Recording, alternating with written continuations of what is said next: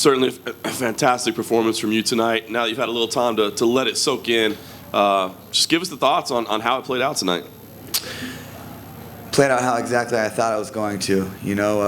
Dominick's a great champion. He's arguably one of the best bantamweights to ever grace the octagon. And it was a pleasure going out there and testing my mettle. I had a lot of, what ifs, and I think I solved every one of them. I think a lot of people thought that, of course, his cardio is kind of legendary, and would you be able to keep up that pace over 5 rounds?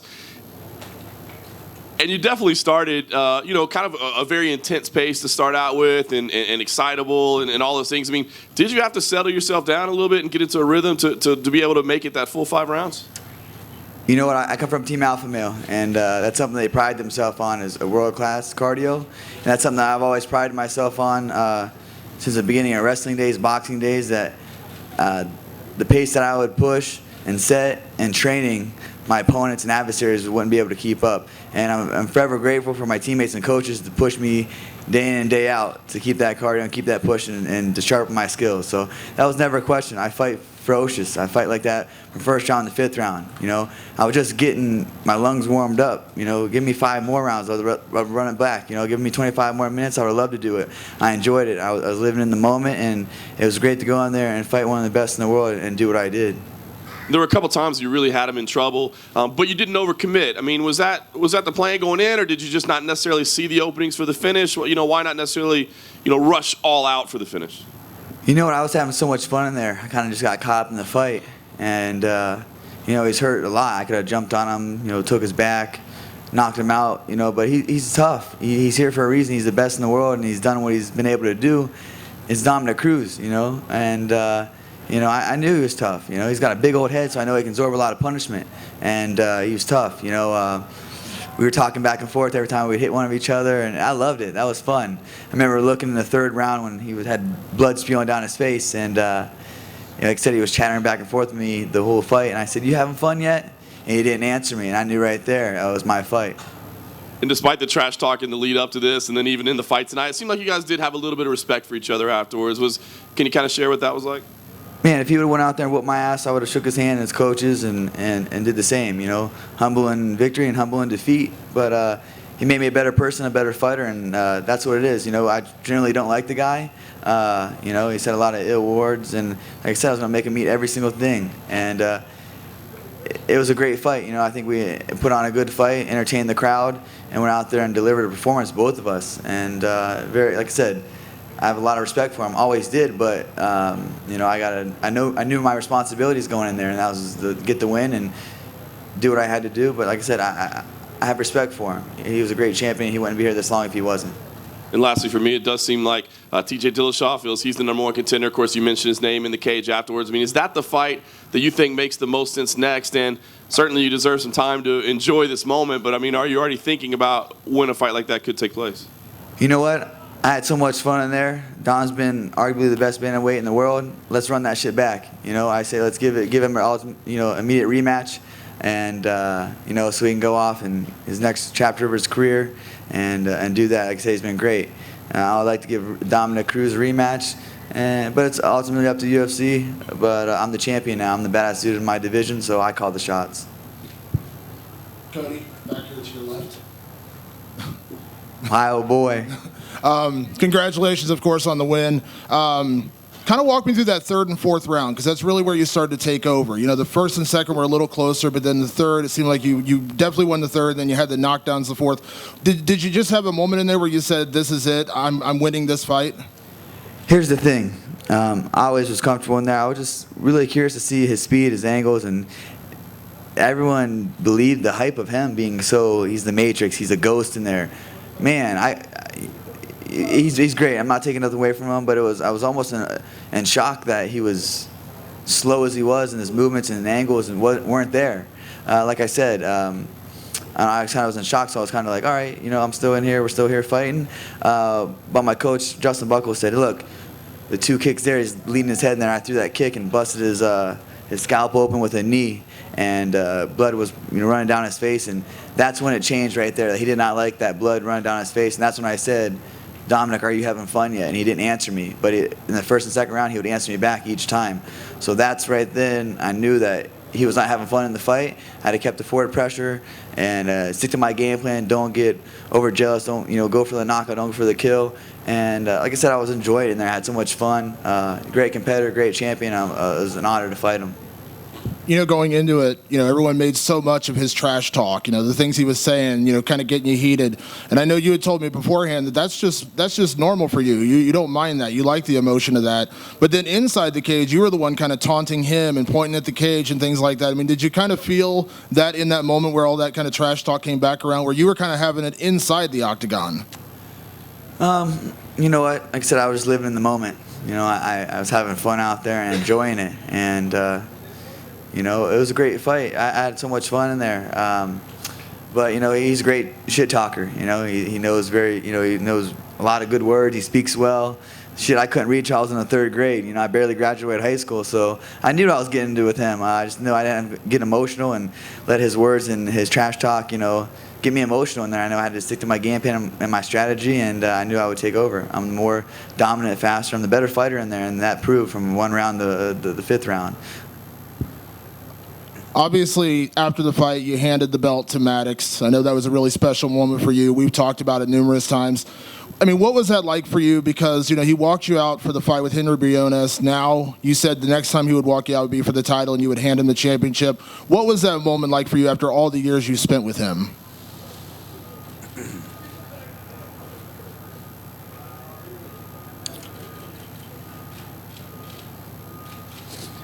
It was a surreal moment. It was something I'll never forget in the rest of my life.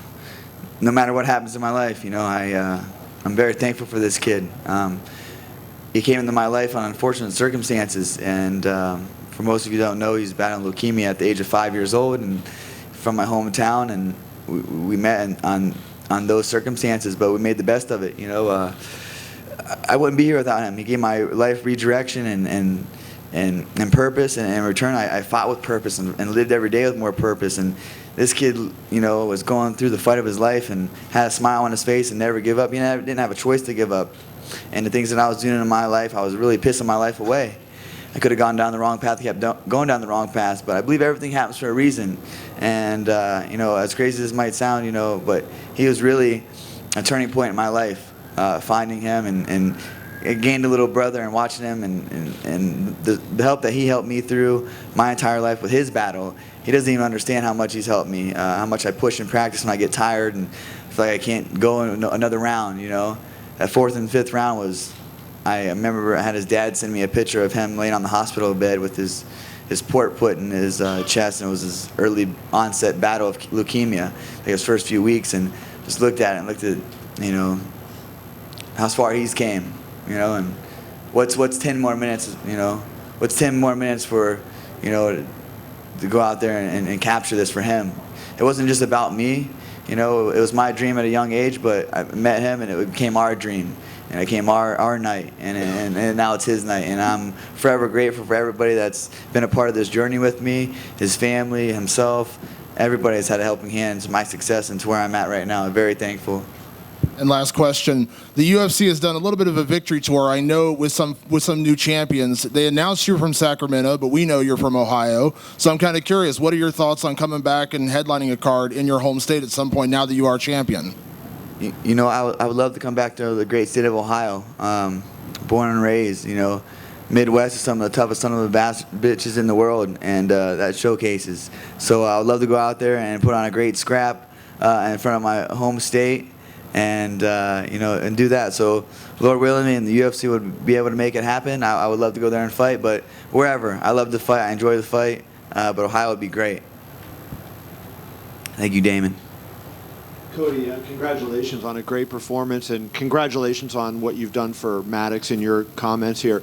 I guess I don't want to really, it's hard to ask you a question about the fight after that, but you referenced Cruz as the Matrix and the Ghost and everything, but it seemed to me like you were kind of that to a certain degree. You were neutralizing his offense, and he wasn't hitting you that much. And, I know you had the threat of the knockout always there, but how much do you think that your ability to take his offense away helped you win the fight tonight?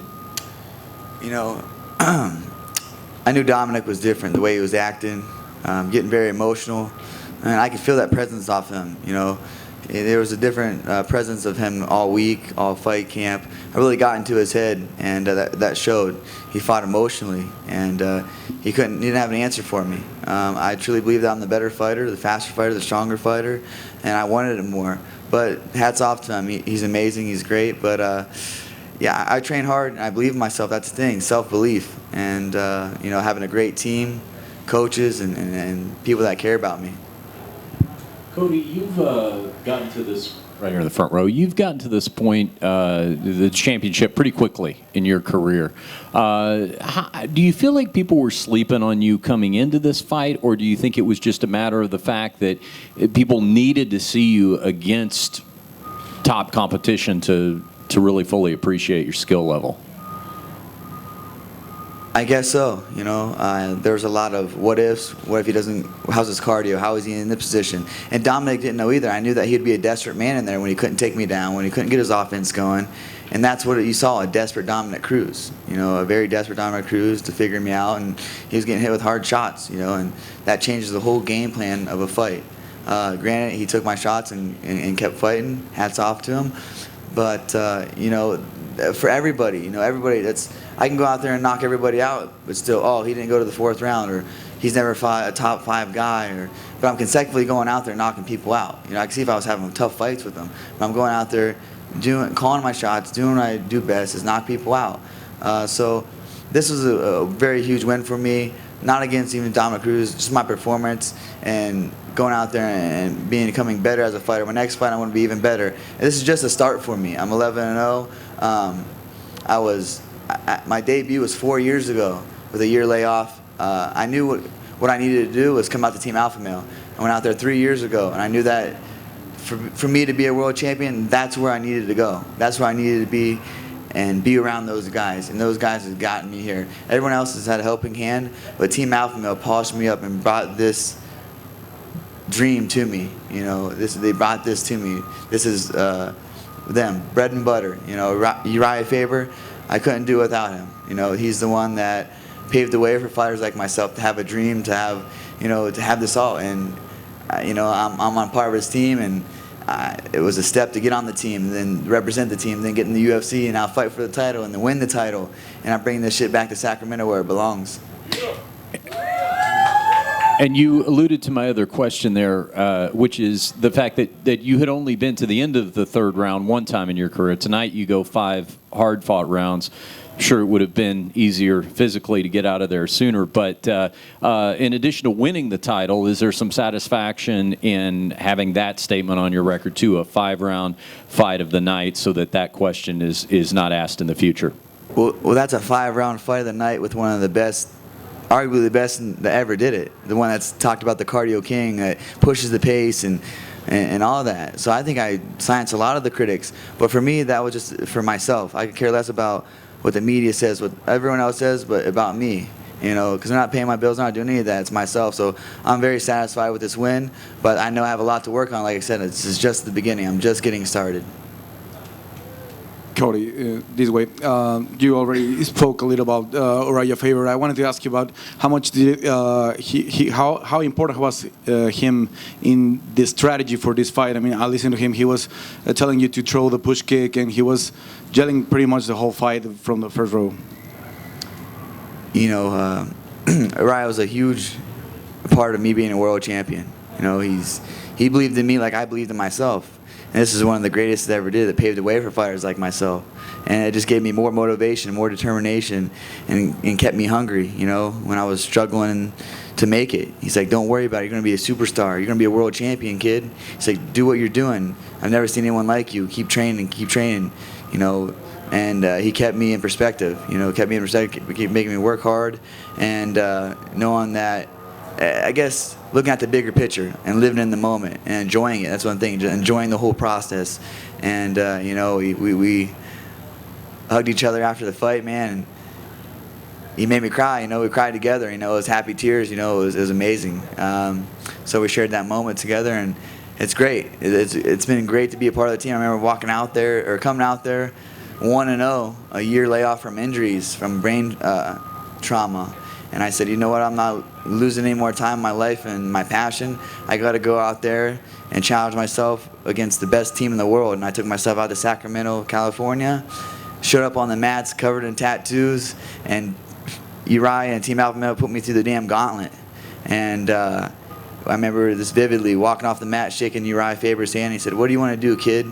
I said, I want to fight in the UFC. He said, all right, get to 5-0, I'll get you there. And now I'm 11-0 and I'm the world champion. Hey, Cody. Over here.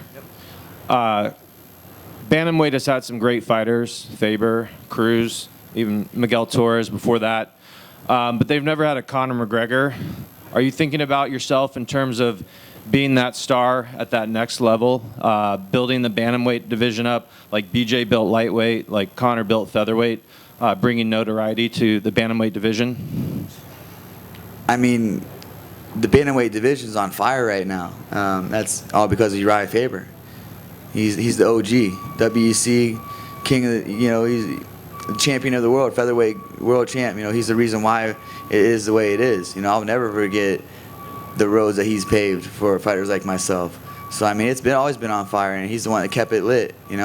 Now he had the torch and he passed that shit to me. So now it's my job to keep it lit and keep it exciting and do what I can in this sport. Yeah, just thinking, Conor, million pay-per-views. Are you thinking of yourself as, obviously you're a fighter through and through, but do you think of yourself as having that superstar potential? Do you think like that? I don't know.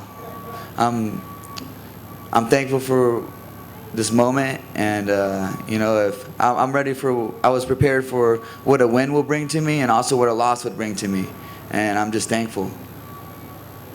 Hey, Cody, congratulations. Just had 2 questions. I recall when everything happened with Dwayne Ludwig and Dillashaw leaving the team, you were probably the most vocal one who said, everything's fine here. We don't need those guys. We have a great team. We've got everything going very well. And you made a point to kind of give props to the young coaches who were former fighters like Justin and Chris and Danny.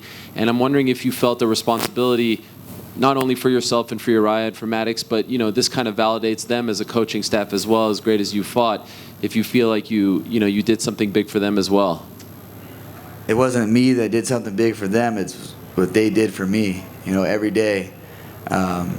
Keeping on me, keeping me motivated, keeping me getting better each day. And I've stayed busy, so I had 4 fight camps, so I'm getting better each fight camp, and I'm a direct product of them. This year has been an amazing year. We set out to be a world champion. I said in 2000s, I wrote a piece of paper that I'd make it to the UFC before 2015, and the next line I wrote that I'd be a world champion by 2017. I'm one day early of my prediction, and I'm so thankful for Justin Buckles, Danny Castillo, Chris Holdsworth, Uriah Faber, my uncle Robert Meese, who's been holding flip-flops as pads since I was a kid. And it's amazing. We all came together and have a strong team. I wouldn't be here without him. And Dominick said that he's totally fine if Dillashaw fights you next. He would not stand in the way. And I think a lot of people would agree that Dillashaw would be next after Dominick. Do you have an issue with fighting Dillashaw? I'm the baddest dude in the world, so bring them all. Bring them all. I just beat the best in the world, so I already knew what I did to Dillashaw. And I was 1-0. I was green. I was getting my ears wet. I was just a fighter at heart. Now I've been compiling my skills with my coaches. I've been the uncrowned champion, even when Dillashaw was on the team. And now I got this. So anybody in my division can try to take it from me. And one last quick one. I know this pales in comparison to being a champion, but I mean, you can very much make the case that you're the fighter of the year. 4-0, you beat the greatest of all time at bantamweight. A, does that mean anything to you? And B, do you think that you were the best fighter in 2016? I mean, I went from unranked to world champion, and the same calendar year. I think that has to do something. I beat one of the best guys that's been the pound for pound for so many years. So I think I should deserve Fighter of the Year. But like I said, when I set out to be a fighter, I just didn't want to be a UFC fighter or just an average fighter. I want to be the best, the greatest at my abilities I could be. And that's what I set out to do. And fight after fight, I want to build my legacy, and here it is. Now I got to protect it. This is a chapter of my life that's closed. I got the fight. Now we're on to the next chapter. It's defending the title until the wheels fall off, or until I get too old and can retire.